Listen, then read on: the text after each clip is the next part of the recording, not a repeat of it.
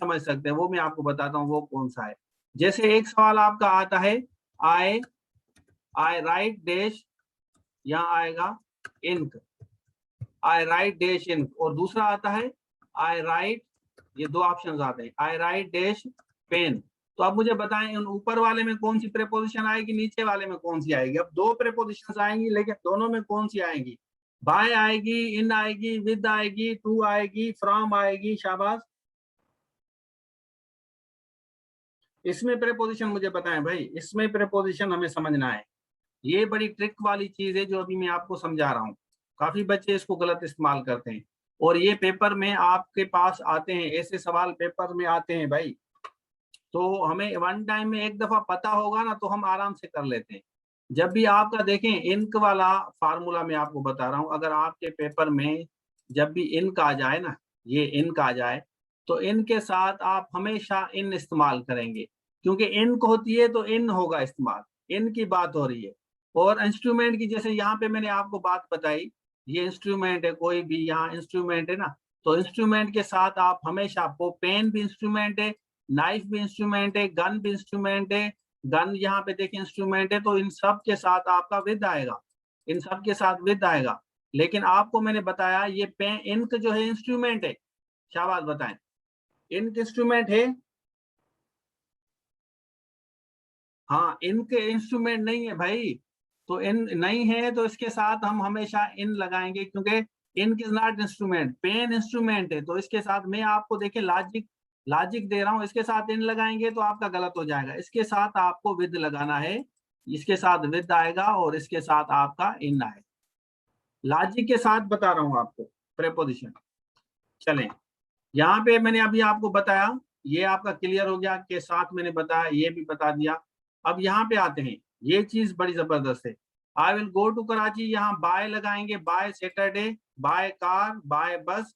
लेकिन अगर बस के साथ आप द लगाएंगे तो आपकी प्रेपोजिशन ऑन आएगी। कभी आपने अखबार में पढ़ा होगा, on the bus, on the train, on the aeroplane. तो ऑन के बाद प्रेपोजिशन, अगर ऑन के बाद आर्टिकल द लगाएंगे तो आपका फिर जो है ऑन आएगा, अगर द नहीं लगाते तो फिर बाय आएगा। सिंपल लगाएंगे तो बाय बस, bye car, bye Saturday.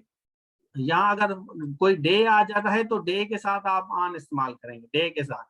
Bye them self आपका सही है, और ये जेरंड के साथ बाय स्पीकिंग, यहाँ आप कामा देंगे, बाय स्पीकिंग के साथ आप कामा का इस्तेमाल करेंगे भाई, ठीक है। She has improved her English by speaking, तो इसको आप इस तरह भी इस्तेमाल कर सकते हैं, बाय स्पीकिंग। और I don't go to college by foot, तो बाय फुट आपका ये अगर इस तरह आ जाए तो ये आपका 100% गलत होगा, बाय फुट आपका नहीं होगा, ये आपका होगा ऑन फुट। जो सही आपका जवाब है वो ऑन फुट है भाई। क्लियर है, यहां तक आप लोगों को क्लियर हो गया है सबको, क्या बात। अच्छा, नजदीक के साथ हम इस्तेमाल करते हैं, नजदीक के साथ, I he park is vehicle by the academy, तो ये नजदीक का फार्मूला देता है, बाय द अकेडमी। इस तरह I always keep my book by the bed, तो इसके साथ, साथ के लिए मैं बता रहा हूँ, यहाँ नजदीक के साथ, यहाँ के साथ, और नियर के साथ, my friend lives by, by, by मतलब नियर, बाय द बीच या by the river. I walked by मतलब गुजरना, पैदल गुजरना, walk by the college. Clear है। इसी तरह पास्ड बाय भी आप इस्तेमाल कर सकते हैं, passed by the college. We will have our class, by भी लगा सकते हैं।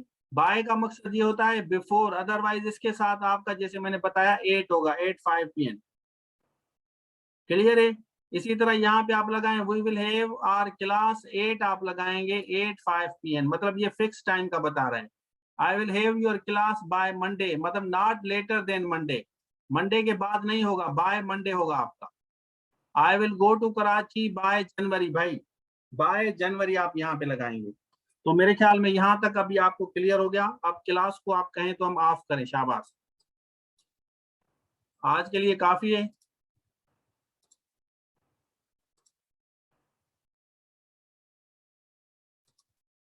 आज के लिए मुझे बताएं कि काफी है या नहीं, शाबाश, हरिया, समझ आया ना आपको, शाबाश, थैंक यू वेरी मच बेटा।